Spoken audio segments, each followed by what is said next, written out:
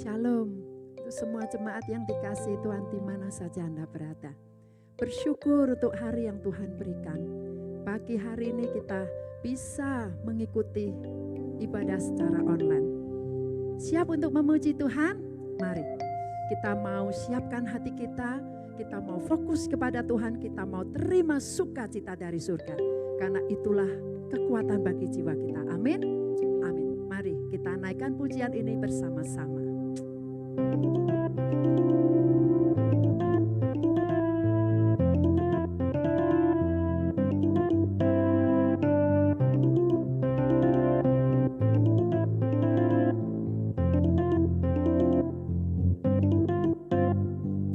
Terima sukacita surga, itulah kekuatan bagi jiwa. Ku dapat rasakan kasih-Nya di tengah badai yang bergelora. Terima sukacita surga, itulah kekuatan bagi jiwa. Ku dapat saksikan kuasa-Nya, taklukkan badai yang bergelora. Haleluya, Kau ada dalam hatiku, takkan patah semangatku, takkan hilang kekuatanku. Haleluya, ku mau bersorak bagimu, sukacita surga nyata penuhiku.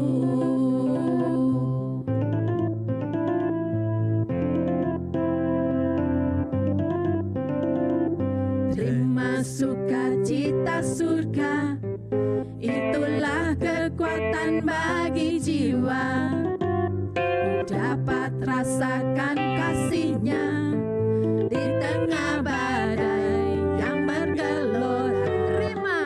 Terima sukacita surga, itulah kekuatan bagi jiwa. Ku dapat saksikan kuasa-Nya, taklukkan badai yang bergelora. Haleluya, Kau ada dalam hatiku, takkan patah semangatku, takkan hilang kekuatanku. Haleluya, ku mau bersorak bagimu, sukacita surga nyata penuhiku.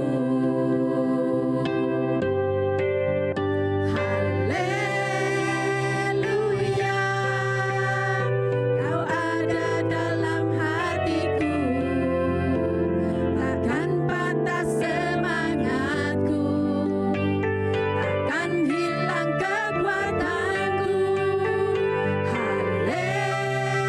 Haleluya, ku mau bersorak bagimu, sukacita surga nyata penuhiku.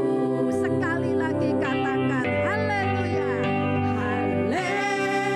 Haleluya, Kau ada dalam hatiku, takkan patah semangatku, takkan hilang kekuatanku.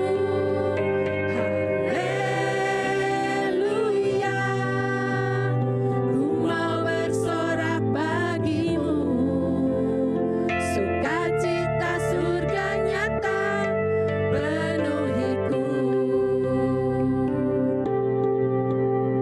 Sukacita surga nyata penuhiku. Sukacita surga nyata penuhiku.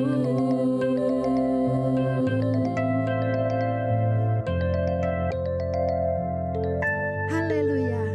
Terima kasih Tuhan untuk sukacita yang Kau limpahkan di dalam kehidupan kami. Terima kasih Tuhan untuk pagi ini Tuhan. Kami mau menyembah Engkau Tuhan Yesus. Oh Lord Jesus, hati kami tenang di dalam Engkau Tuhan. Terima kasih Tuhan. Terima kasih Tuhan. Oh Lord Jesus. Thank you Lord Jesus. Bapa kau mendengar seruan hatiku, tak pernah kau lepaskan dari kasih-Mu. Lewat lembah kelam, kau temani aku. Roh-Mu bekerja selalu untuk kebaikanku.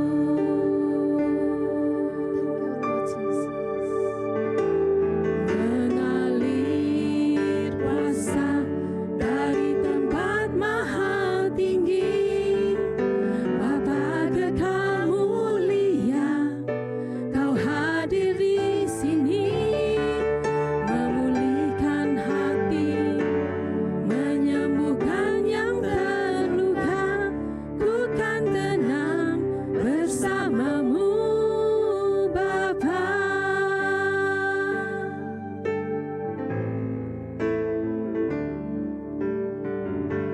Bapa kau mendengar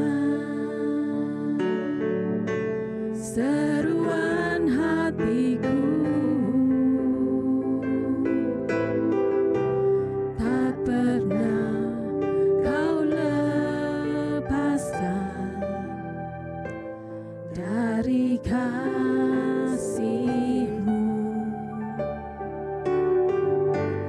Lewat lembah kelam,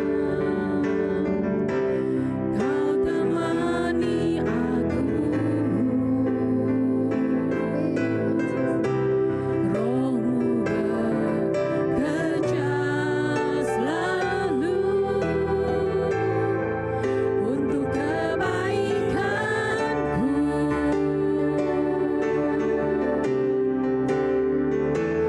Mengalir kuasa dari tempat maha tinggi, Bapa kekal mulia, kau hadir di sini, memulihkan hati, menyembuhkan yang terluka.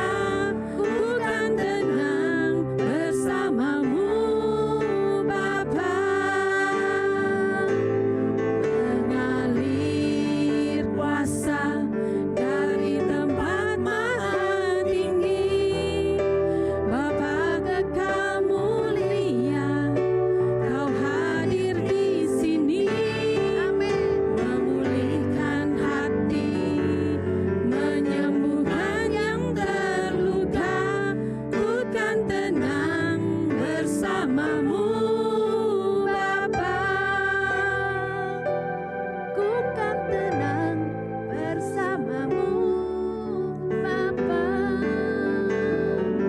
Ku kan tenang bersamamu, Bapa. Kami datang menyembah Bapa-Ku, Raja-Ku, Tuhan-Ku.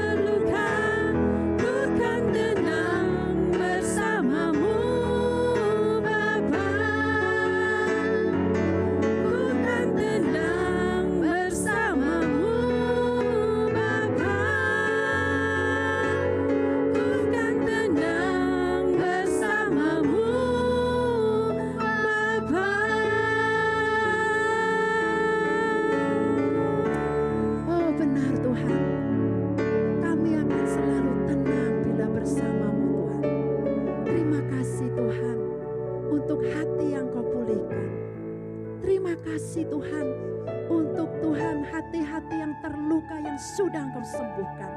Kami terima semuanya di dalam nama Tuhan Yesus. Terima kasih Tuhan. Bapa, kalau sebentar lagi kami mau mendengarkan sebagian dari firman-Mu. Engkau berbicara dengan bebas. Engkau urapi hamba-Mu yang akan menyampaikannya. Tutup bungkus dengan kuasa darah-Mu yang kudus. Dan berbicaralah lewat hamba-Mu. Oh Lord Jesus, urapi dari ujung rambut sampai ke ujung kaki. Thank you Lord Jesus. Kami mau pesan yang berasal daripada-Mu. Terima kasih Tuhan. Kami serahkan ibadah selanjutnya hanya di dalam nama Tuhan Yesus, Allah kami yang dahsyat. Haleluya. Puji Tuhan. Amin.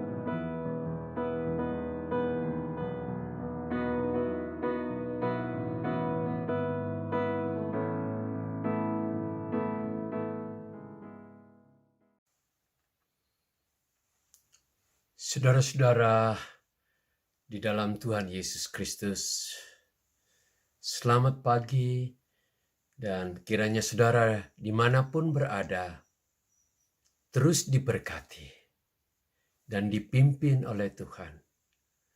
Damai sejahtera dan kasih karunia Tuhan Yesus Kristus menyertai saudara.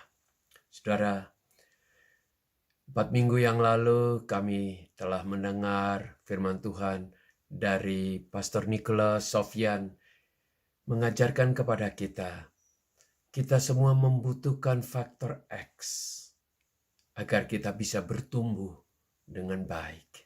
Berarti kita perlu dipupuk, kita perlu disiram dengan air, yaitu firman Tuhan, agar kita bisa bertumbuh. Dan minggu kedua yang lalu dan minggu lalu, Pastor Tulus Senembela telah membagikan firman Tuhan kepada kita, mengajarkan agar kita menjadi murid Kristus, bukan yang biasa-biasa, tetapi yang extraordinary. Berarti kita harus menjalankan apa yang diperintahkan dan diajarkan oleh Tuhan Yesus Kristus. Salah satunya yaitu kita perlu pikul salib, menyangkal diri dan mengikuti Dia. Dan biarlah itu semua adalah bagian daripada kehidupan kita. Nah, hari ini sebelum kita memulai firman Tuhan, saya rindu sekali agar kita mengandalkan Roh Kudus. Karena tanpa Roh Kudus, kita tidak bisa menghasilkan apa-apa. Tidak ada buah kehidupan, tidak ada buah-buah roh di dalam hidup kita. Mari kita saat ini berdoa. Ya Bapa, ya Tuhan, Roh Kudus,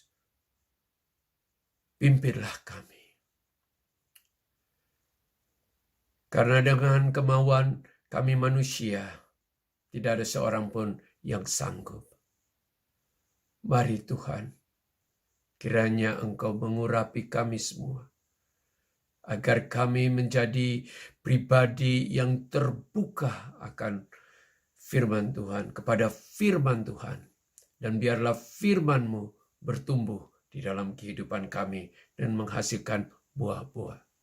Hamba-Mu yang tidak mampu ini biarlah dikuatkan, diberikan hikmat, agar hamba-Mu ini dapat melayani, dapat menyampaikan pesan firman Tuhan kepada anak-anak-Mu yang Engkau kasihi dimanapun mereka berada.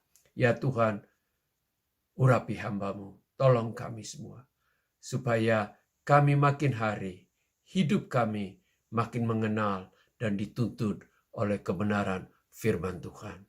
Dalam nama Yesus Kristus, Juru Selamat kami sudah berdoa. Amin. Saudara-saudara yang dikasihi, beberapa bulan yang lalu, sesudah sebuah pohon yang besar di belakang halaman rumah kami di belakang, kami potong. Ya, sesudah kami potong, maka tanaman-tanaman yang kecil yang di bawah pohon itu bertumbuh dengan bagus sekali. Padahal sebelumnya saya sudah memberikan pupuk, saya sudah menyiramnya, tapi sulit sekali bertumbuh. Baru saya sadar bahwa tanaman-tanaman itu kurang mendapatkan sinar matahari, sehingga mereka tidak bisa bertumbuh dengan baik. Saudara-saudara yang dikasihi, kita semua perlu firman Tuhan. Kita semua perlu gereja Tuhan. Kita semua perlu disiram oleh kebenaran firman Tuhan.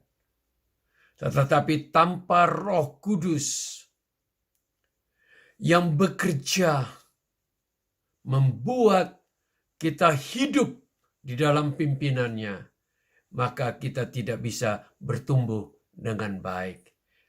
Banyak pohon-pohon yang kecil itu akhirnya menjadi pohon yang kerdil. Tapi sesudah pohon yang besar dibuang sehingga sinar matahari bisa menembusi pohon-pohon yang kecil itu, maka mereka semua bertumbuh dengan subur dan menghasilkan buahnya. Saudara-saudara yang dikasihi, begitulah juga hidup kita. Tanpa Roh Kudus, tanpa kuasa Roh Kudus yang menuntun hidup kita, yang berkarya di dalam hidup kita, maka usaha kita manusia terbatas. Saudara-saudara, di muka bumi ini saya boleh kategorikan ada 3 golongan orang yang ada, khususnya dalam hal kepercayaan. Orang yang pertama adalah orang-orang yang memiliki kepercayaan humanistik, hanya manusiawi. Mereka percaya bahwa dengan kemampuan manusia, mereka bisa berbuat baik, mereka bisa melakukan banyak hal. Saudara perhatikan orang-orang yang pintar, orang-orang yang berpendidikan tinggi, orang-orang kaya, banyak sekali mengandalkan kekuatan manusiawi mereka. Orang-orang dari Partai Komunis juga banyak sekali yang berkata bahwa kita ini adalah Tuhan kita sendiri. Mereka tidak percaya adanya Tuhan. Saudara-saudara, dan biasanya orang-orang yang demikian, mereka selalu mengandalkan kekuatan sendiri. Cuma saya juga perhatikan, bagi mereka yang mengandalkan kekuatan sendiri, pada waktu mereka mengalami kesusahan ataukah tekanan problem yang berat, mereka tidak ada jalan keluar.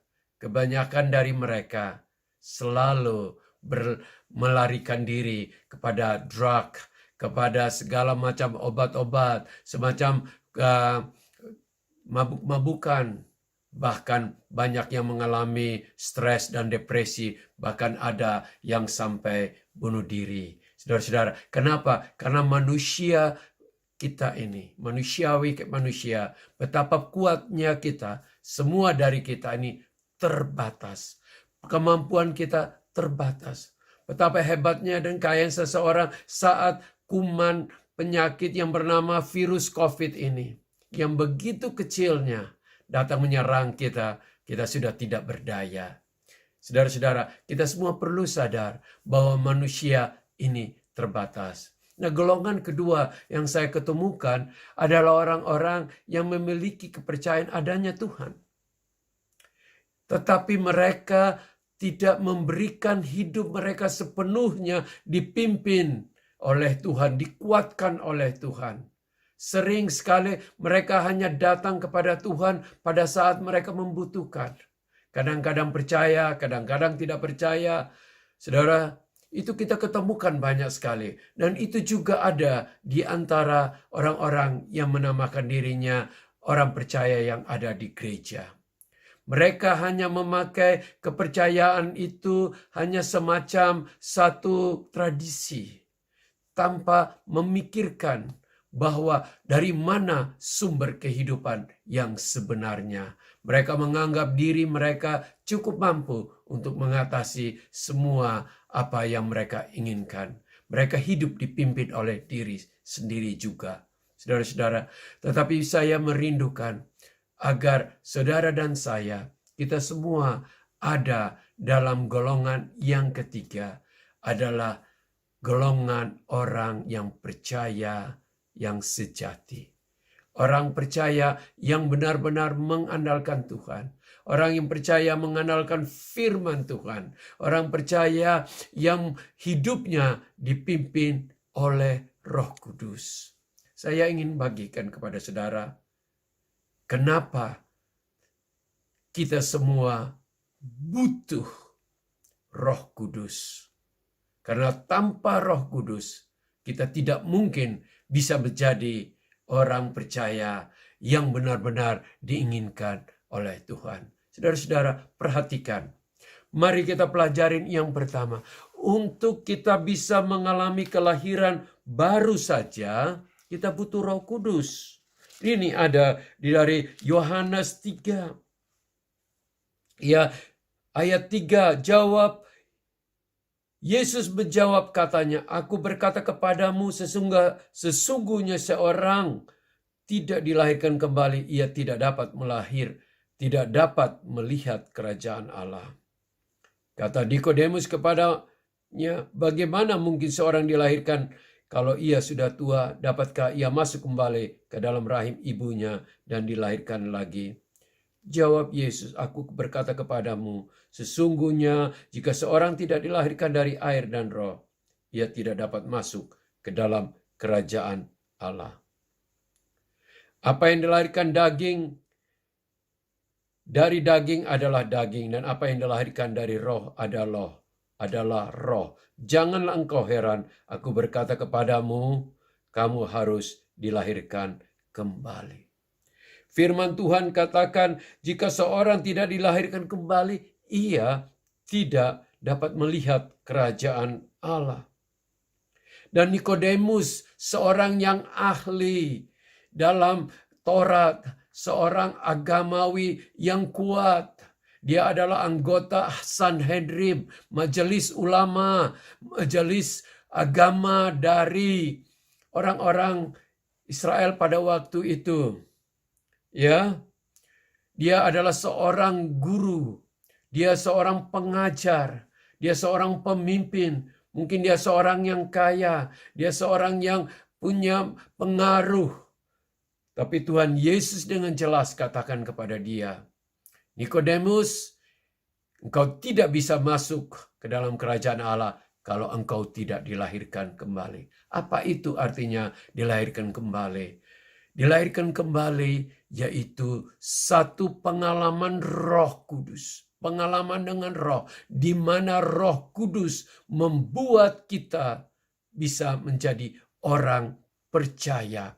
Pekerjaan Roh Kuduslah yang membuat kita menjadi orang yang percaya, yang diinginkan oleh Tuhan Yesus Kristus. Saudara-saudara, bagaimana saat ini dengan saudara? Apakah saudara sudah dilahirkan kembali? Meskipun saudara seluruh hidup saudara sudah ke gereja, aktif, melayani. Tapi kalau saudara tidak lahir kembali, firman Tuhan katakan bahwa kita yang tidak dilahirkan kembali tidak mungkin bisa masuk ke dalam kerajaan sorga. Karena untuk masuk ke dalam kerajaan sorga itu adalah hal-hal Roh Kudus yang hidup, yang menghidupkan roh kita yang sudah mati untuk bisa menjadi kembali hidup. Saudara-saudara, ya, kita waktu lahir dari orang tua kita lahir yang disebut lahir manusiawi kita. Tetapi roh kita perlu juga mengalami kelahiran baru. Dan kelahiran baru, atau disebut di sini dilahirkan kembali, itu adalah pengalaman yang dikerjakan oleh Roh Kudus. Tanpa Roh Kudus, saudara dan saya tidak mungkin bisa lahir baru, apalagi melihat hal-hal kerajaan sorga atau masuk di dalam kerajaan sorga. Jadi saudara dan saya, kita semua ingin jadi orang percaya yang benar-benar dikehendaki oleh Tuhan. Kita perlu dilahirkan kembali. Pendiri dari gereja Wesley, ya, saudara-saudara,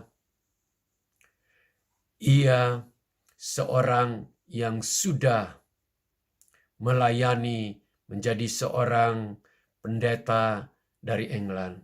Ia ditugaskan ke Amerika. Di sana untuk belajar dan melayani orang di Amerika.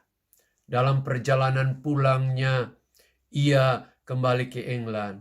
Ia bertemu dengan orang-orang yang percaya benar kepada firman Tuhan, yang bertanya kepada John Wesley, "John Wesley, apakah engkau sudah lahir baru? Engkau sudah dilahirkan kembali?" Dia katakan, "Saya seorang pendeta." Orang-orang itu bertanya lagi, "John Wesley, apakah engkau sudah dilahirkan kembali?" Dia katakan bahwa saya baru kembali dari Amerika untuk melayani orang-orang di sana. Dan akhirnya dia mengaku bahwa meskipun ia sudah melayani, ia belum dilahirkan kembali. Dalam perjalanan pulang di atas kapal itulah John Wesley memberikan dirinya untuk terima Tuhan Yesus Kristus. Dia mengalami kelahiran baru. Dan disitulah Roh Kudus bekerja di dalam hidupnya. Waktu ia tiba di England dengan saudaranya bernama Charles Wesley, mereka mengadakan kebangunan rohani di mana-mana. Akhirnya terjadi revival yang besar di tahun 1800 lebih dan berdirilah gereja Metodis. Di situ mereka ajaran pertama, mereka merindukan agar orang England mengalami kelahiran baru. Saudara-saudara yang dikasihi, biarlah saudara dan saya benar-benar mau menjadi orang pengikut Kristus yang sejati, orang percaya yang berkenan di hadapan Tuhan. Kita harus mulai pertama, yaitu mengizinkan Roh Kudus bekerja di dalam hidup kita. Saudara, saya butuh Roh Kudus. Tanpa Roh Kudus, saya tidak mungkin berada sebagaimana saya sampai saat ini. Karena saya meskipun dilahir di keluarga yang sudah ke gereja dari kanak-kanak, tapi saya tidak mengalami kelahiran baru. Saya mengalami kelahiran baru pada saat saya ada di Surabaya 42 tahun yang lalu. Pada waktu itu, saya menerima Tuhan Yesus Kristus dalam hidup saya. Saya percaya, saya bertobat, saya mau menjadi pengikut Kristus. Dan pada waktu itu, saya rindu sekali untuk membagikan berita kelahiran baru di dalam Tuhan Yesus Kristus ini kepada banyak orang. Dan saya sudah bekerja dari dulu, dari sejak hari pertama saya terima Tuhan hingga sekarang, hati saya selalu merindukan agar semua orang yang saya ketemu bisa mengenal siapakah Tuhan Yesus, percaya kepadanya, dan mengalami pertobatan di dalam hidup, dan mengandalkan Dia di dalam hidup. Dan benar-benar kepercayaan kita hanya di dalam Dia. Dan saya mengalami kelahiran baru di dalam hidup saya. Saudara-saudara, saya merindukan agar saudara semua yang mendengar firman Tuhan, tidak ada satu pun yang ketinggalan. tapi kita semua mengalami kelahiran baru. Karena tanpa kelahiran baru, kita tidak mungkin bisa melihat atau masuk dalam kerajaan sorga. Saudara-saudara, jadi saya ingin katakan, untuk menjadi orang yang golongan 3, orang percaya yang sejati, diperlukan paling utama adalah pekerjaan Roh Kudus. Roh Kuduslah yang menuntun kita, mengerjakan di dalam hati kita untuk punya kemauan, untuk percaya, untuk datang kepada Tuhan dan menerima kasih karunia yang Tuhan Yesus sudah berikan kepada kita. Saudara-saudara yang dikasihi, hari ini saya rindu, saudara-saudara, agar saudara dan saya mengerti, tanpa Roh Kudus kita semua lemah. Tanpa Roh Kudus kita semua ini daging kita lemah.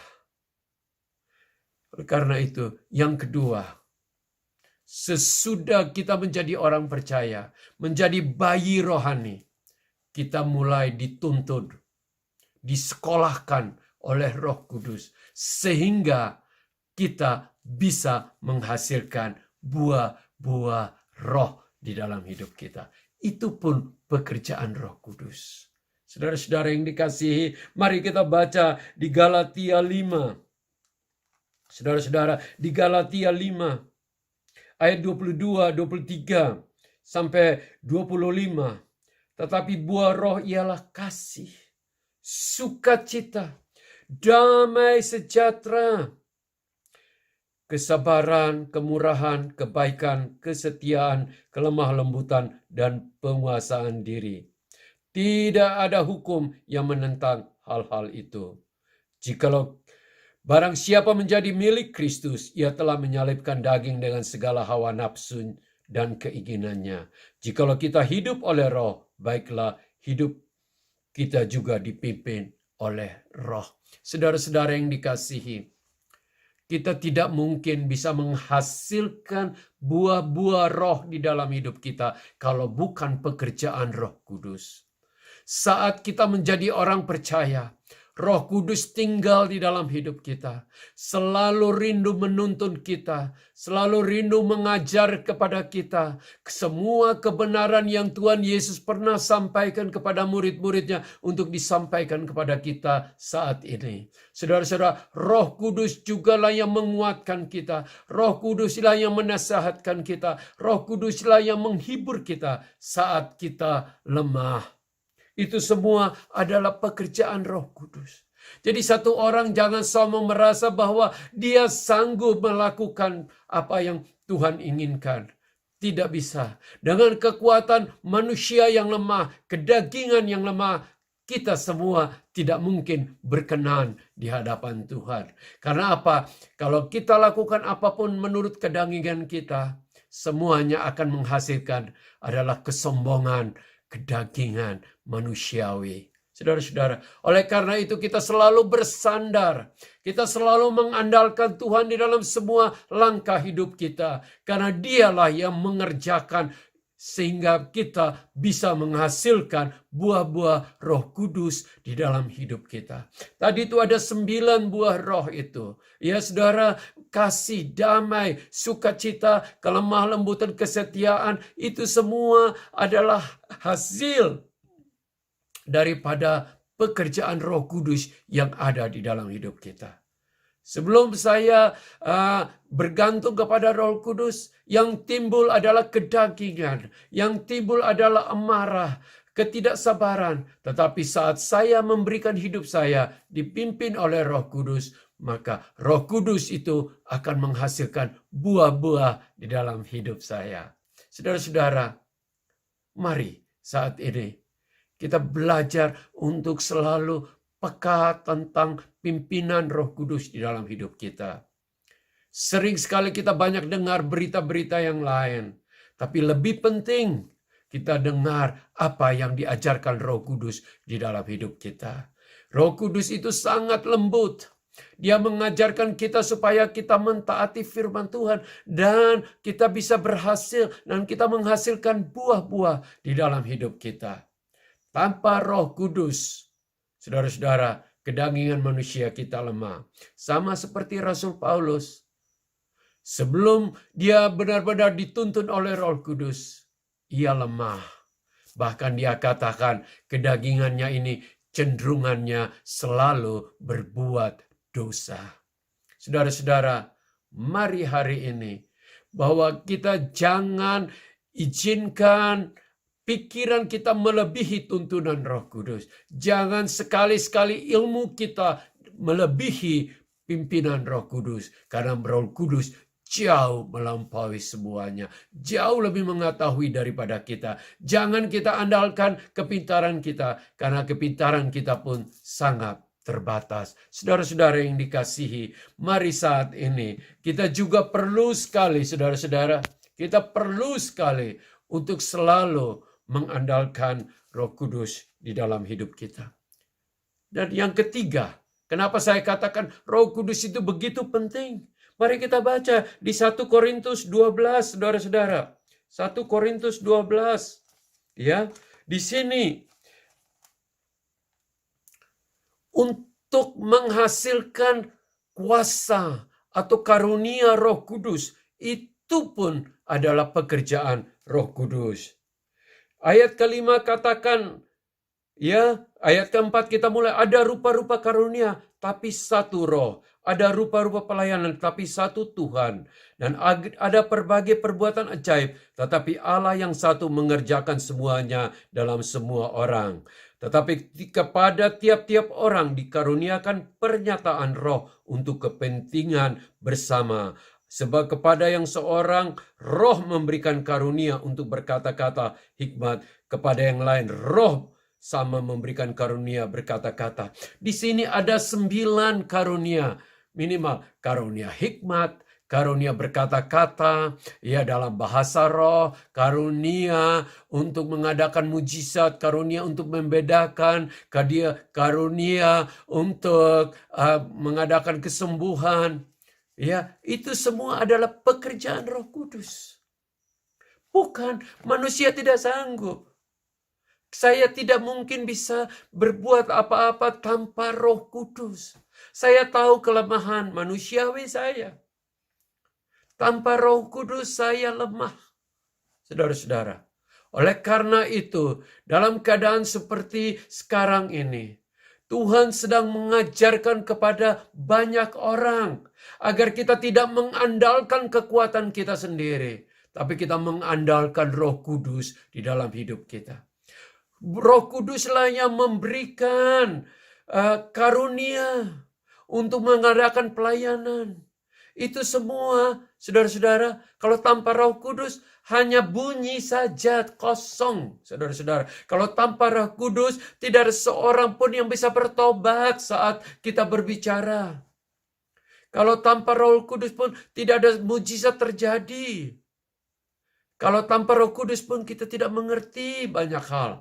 Oleh karena itu, hal ketiga yang saya selalu ingin katakan, karunia Roh Kudus inilah yang kita butuhkan di dalam hidup kita untuk menguatkan kita dan melakukan pelayanan-pelayanan. Roh Kuduslah yang memberikan itu kepada kita untuk kemuliaan Tuhan, untuk menjadi berkat bagi orang lain. Saudara-saudara yang dikasihi, hari ini saya merindukan supaya hidup kita jangan merasa bahwa kita sanggup. Kita tidak sanggup mendoakan orang lain. Kita tidak sanggup mengusir setan kalau bukan pekerjaan Roh Kudus itu di dalam hidup kita. Tanpa Roh Kudus pun kita ini orang-orang yang tidak beriman. Iman itu pun adalah pemberian daripada Roh Kudus yang menanam itu di dalam kepercayaan kita. Saudara-saudara yang dikasihi, perlu sekali saudara dan saya hidup ini hanya mengandalkan Dia, dekat dengan Dia, dengar-dengar Dia kepada Roh Kudus, dan hidup dipimpin oleh Dia, dan mentaati kepada apa yang Tuhan inginkan. Saudara-saudara, saat ini jikalau saudara ini tidak merasa ada ketenangan atau tidak merasa ada kedamaian, datanglah kepada Roh Kudus, karena Dialah yang akan meneguhkan saudara, Dia yang akan menguatkan saudara dan saya, dan Dia juga yang akan memakai kita untuk menjadi alat, untuk menjadi berkat, penyalur berkat, kuasanya untuk orang lain. Saudara-saudara yang dikasihi, orang-orang yang dipakai oleh Tuhan saat ini dan dalam sejarah kekristenan adalah orang-orang yang mengandalkan Roh Kudus. Tanpa Roh Kudus, kita ini pengajaran apapun, pintar bagaimanapun, tidak dapat mengubah orang. Tetapi hanya Tuhan yang dapat mengubah orang, yaitu pekerjaan Roh Kudus yang membawa orang kepada kebenaran. Saudara-saudara, yang keempat di sini, saya baca satu ayat lagi dari Kisah Rasul. Kisah Rasul ya, Kisah Rasul 1 ayat 8. Ya, ini ya, tetapi kamu akan menerima kuasa kalau Roh Kudus turun ke atas kamu, dan kamu akan menjadi saksiku di Yerusalem dan di seluruh Yudea, Samaria, dan sampai ke ujung bumi. Saudara, yang keempat saya ingin bagikan. Tanpa Roh Kudus, kita yang mengaku orang percaya tidak punya keberanian untuk menjadi saksinya. Apalagi menjadi saksi kepada orang-orang yang belum kita kenal di jalan. Atau menjadi saksi di daerah-daerah yang bisa orang-orang itu bisa menyerang kita. Kita tidak punya keberanian. Rasul Petrus, sebelum ia dipenuhi Roh Kudus pada hari Pentakosta, dan apa yang dijanjikan Tuhan Yesus itu memenuhi hidupnya, dia seorang yang penakut. Waktu di rumah imam besar, ada anak wanita yang menanyakan dia, apakah engkau juga adalah orang Galilea? Pengikut Kristus itu, yang mengaku Kristus itu. Dia ketakutan, sehingga dia menyangkal Tuhan Yesus 3 kali. Tapi bedanya, saat ia dipenuhi Roh Kudus, kita lihat dia berkhotbah. Padahal beberapa hari sebelumnya dia baru bersembunyikan diri. Dia sampai ingin mundur dari Tuhan Yesus karena dia malu tentang penyangkalan itu. Tapi sesudah pada hari Pentakosta, ia dipenuhi oleh Roh Kudus. Artinya dia dibaptis oleh Roh Kudus. Saudara-saudara, dibaptis ke dalam Roh Kudus, keberaniannya berubah. Ia berkhotbah di antara begitu banyak orang pada hari Pentakosta di kota Yerusalem. Firman Tuhan dikatakan 3.000 orang menjadi percaya. Dengan keberanian ia memberitakan Injil. Pada waktu ia dianiaya oleh orang-orang yang beberapa bulan yang lalu menganiaya Tuhan dan gurunya Yesus Kristus, dia tidak takut lagi. Bahkan dia katakan, aku tidak perlu dengar kamu, aku hanya mau mentaati Tuhanku. Kenapa? Karena keberanian yang ia miliki sekarang adalah beda. Bedanya apa? Karena saat ini Roh Kudus sudah hidup di dalam hidupnya, memberikan dia kekuatan, keberanian, kemampuan untuk menjadi saksi Kristus. Saksi Kristus di dalam bahasa aslinya itu artinya martir. Saudara-saudara, martir berarti siap untuk mati bagi Kristus. Saudara-saudara yang dikasihi, memang benar. Akhir hidupnya dia mati karena Kristus. Murid-murid pun mati karena Kristus. Tapi mereka tidak takut. Kenapa? Karena pekerjaan Roh Kudus di dalam hidup mereka. Saudara-saudara, hari-hari ini saatnya kita menjadi saksi Kristus. Dimanapun kita berada, di rumah, di tempat bekerja, di teman-teman kita, di jalan, di kereta api, di tempat mana saja. Tuhan menuntut kita, biarlah kita menjadi saksi Kristus. Saudara-saudara yang dikasihi, Frederick Juang adalah seorang yang waktu mudanya penuh dengan ketakutan. Dia seorang pendiam, tidak berani bicara, sering di rumah. Tapi sejak dia dipenuhi oleh Roh Kudus, dia berubah. Sudah lebih dari 25 tahun, dimanapun dia berada, dia selalu bersaksi mendoakan orang lain supaya orang lain mengenal siapakah Tuhan Yesus Kristus.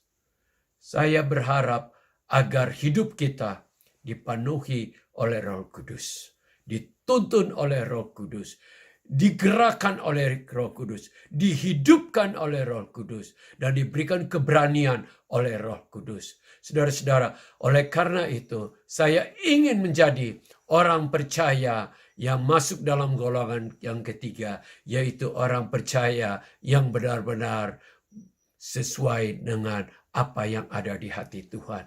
Apa yang ada di visi, apa yang ada di dalam misi Tuhan, itu biarlah menjadi milik saya. Saya belajar tiap hari untuk mendengarkan suara pimpinan Roh Kudus. Sama seperti saat ini, sebelum saya bagikan firman Tuhan, saya selalu berkata, Roh Kudus, saya tidak tahu apa yang harus saya bagikan. Saya tidak tahu apa yang sedang dibutuhkan. Tapi biarlah Engkau memberikan kepada saya untuk melayani anak-anak-Mu, menyampaikan pesan-pesan-Mu dari-Mu sendiri melalui saya hanya sebagai mouthpiece atau sebagai penyampai saja. Saudara-saudara, saya rindu dimanapun saudara berada. Hari ini kita semua boleh masuk menjadi orang percaya yang golongan yang ketiga. Adalah orang percaya yang benar-benar setia kepada Tuhan. Benar-benar berjalan dalam pimpinannya. Kuasa kebenaran ada di dalam hidup kita. Kita hidup dalam kelahiran baru. Kita boleh menghasilkan buah-buah Roh Kudus di dalam hidup kita.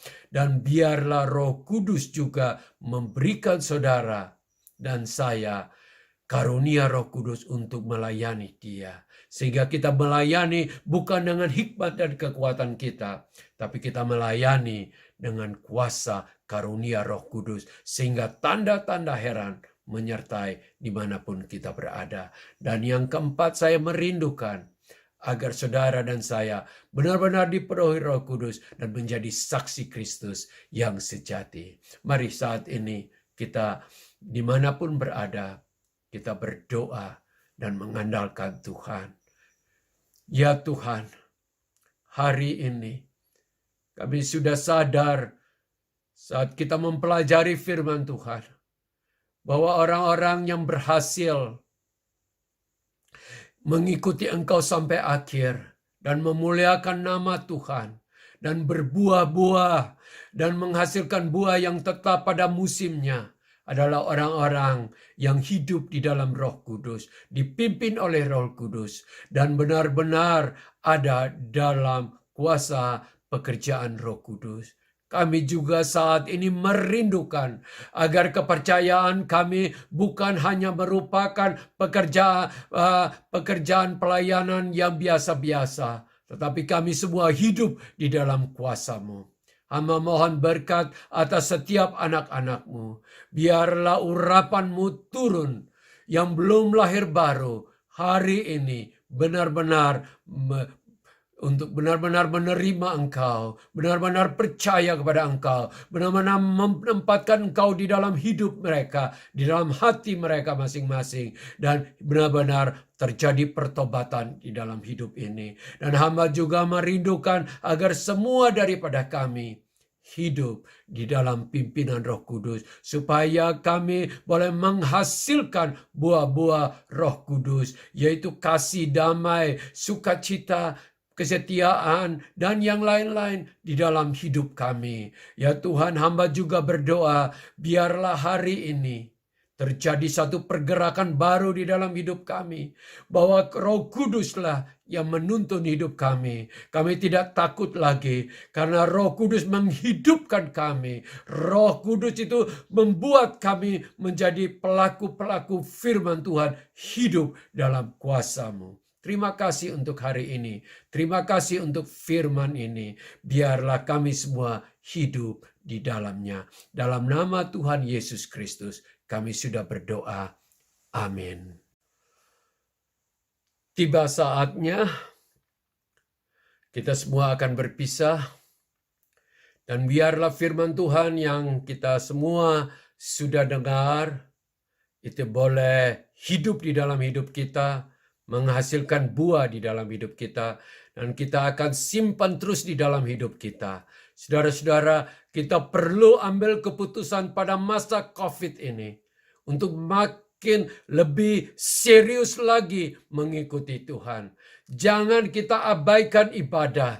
Jangan kita abaikan pekerjaan Tuhan, pekerjaan Roh Kudus di dalam hidup kita. Jangan kita abaikan pelajaran firman Tuhan. Mulai hari ini, ambil Alkitab dan mulai baca. Ya, saudara butuh hikmat. Baca firman Tuhan. Saudara butuh firman Tuhan. Dengar kepada apa yang Roh Kudus ajarkan kepada saudara, maka saudara akan memperoleh pengertian yang makin dalam tentang firman Tuhan. Saudara-saudara yang dikasihi, marilah hari ini ambil kesempatan bahwa meskipun ada COVID, meskipun kita akan hanya beribadah melalui online, tetapi kita terus setia mengikuti Tuhan. Hati yang benar, relasi yang benar dengan Tuhan. Biarlah kita terus makin dikuatkan. Saudara-saudara, kerinduan saya bukan saja saudara diberkati, dilindungi, pekerjaan berhasil, keluarga baik, kesehatan baik, keberhasilan di dalam hidup saudara, kebahagiaan dan sukacita, itu semua adalah kerinduan Tuhan juga di dalam hidup saudara. Tetapi kerinduan saya sebagai seorang gembala, dan saya percaya ini juga adalah kerinduan dari Tuhan, dan Tuhan Yesus sendiri merindukan agar kita ada di dalamnya.